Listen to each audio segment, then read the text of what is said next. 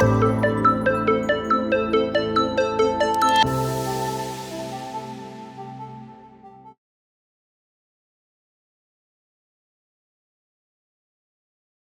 Dr. Brian Kaufman, retired family doc, a CLL patient myself, the co-founder, executive vice president, chief medical officer of the nonprofit CLL Society here at ASH 2024 in San Diego, California. Hi, I'm Nitin Jain from the Department of Leukemia at MD Anderson in Houston. I'm a clinician and I treat patients with CLL and also do clinical trial research for patients with CLL. Dr. Jain, the treatment of CLL has been revolutionized by two classes of drugs, the BTK inhibitors, and you've done some research in there, and also Venetoclax and Obinutuzumab as a combination frontline. And those are fabulous therapies, but they don't always work for everyone, and one of the reasons is the CLL's immune system is dysfunctional, patients with CLL. But you're looking at adding a third drug in called the checkpoint inhibitor, which has been very successful with some other cancers, less successful in CLL. So tell us a little bit about what a checkpoint inhibitor is, why it makes sense in CLL, and what your study is about.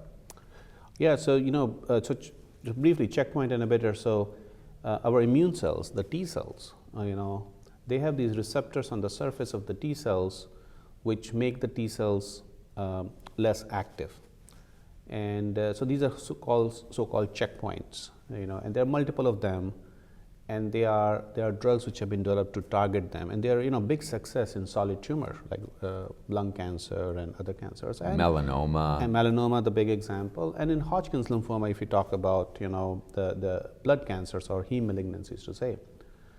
So we and others in some years ago had looked initially at the checkpoint. These are the checkpoint inhibitors, basically trying to activate your immune system in patients with active Richter's transformation, which is an aggressive transformation of CLL.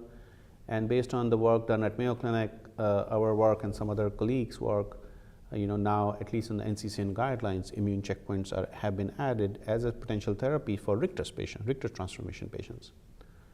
But we argued some years ago that maybe for patients with CLL as well, that the checkpoint inhibition will add to the standard therapy. So in this particular trial we are presenting at the ASH meeting, Venetoclax plus Obinutuzumab, which is a standard FDA-approved regimen for the last now several years, we used that, but then we added a third drug. Namely, the drug was called Atezolizumab. It's a checkpoint inhibitor. And that was combined, it's an IV infusion, it was combined on top of the standard therapy.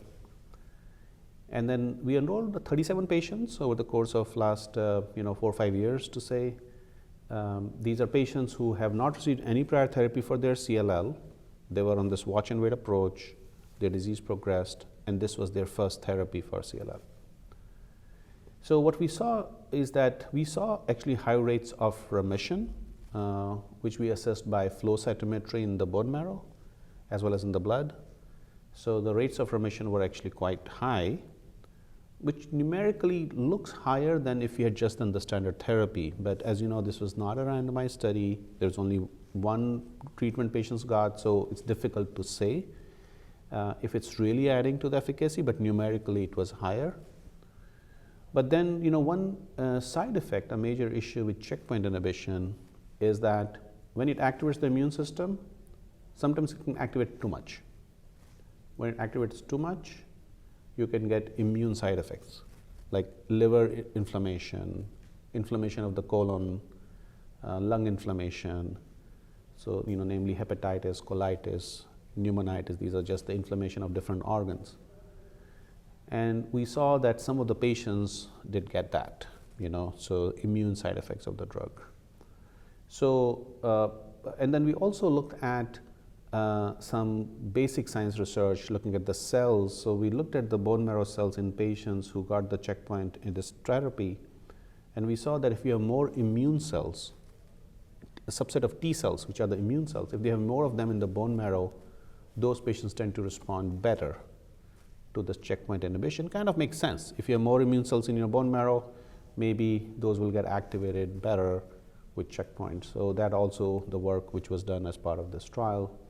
It's still an ongoing trial. We still have a few more slots left for patients to enroll at this time. But I think overall, just kind of as a summary, I think checkpoint inhibition, I think, has a good track record for Richter's transformation. I think for CLL, given we have many other therapies in CLL, including BTK inhibitors, combination of BTK inhibitors and Venetoclax coming up soon, as well as part of new trials which are being done. I think we'll have to see how this pans out as a longer-term strategy. But probably this is one of the first studies looking at checkpoint inhibition for patients with CLL who had no prior therapy. Any final takeaways on this, Dr. Jain, for patients? Well, I think it just shows that I think immune system is an important part of how obviously it's an important part of our existence. It's an important part in patients with CLL because we know their immune system does not work. I would say over the years there have been a lot of research done, initially with lenalidomide, which was one of the drugs. One of the arguments there was, and which is true, that it activates the immune system. And back 10, 15 years ago, there was a lot of work done before we had drugs such as ibrutinib and others came along. And it was quite effective. It was quite effective. But a lot of adverse events. Yeah, correct. So I think this is kind of a play. You try to activate the immune system by different strategies, and that can potentially lead to some complication. So I do think that currently, I think the role for checkpoint inhibitors per se, at least I think, as I said, it's more Richter's transformation. It's, I think, somewhat we have good medical data. I think for CLL maybe not so much. And I think the complications which can occur, the immune complication, I think it's also been seen more, I would say, overall in patients newly diagnosed, because their immune system is still a bit healthier. So they may react more to a checkpoint inhibition versus a patient who has had many treatments before. Their immune system may not be as healthy. So even if you give a checkpoint inhibitor, they may not get much benefit, but they also may not get some toxicity because the immune system is not very good.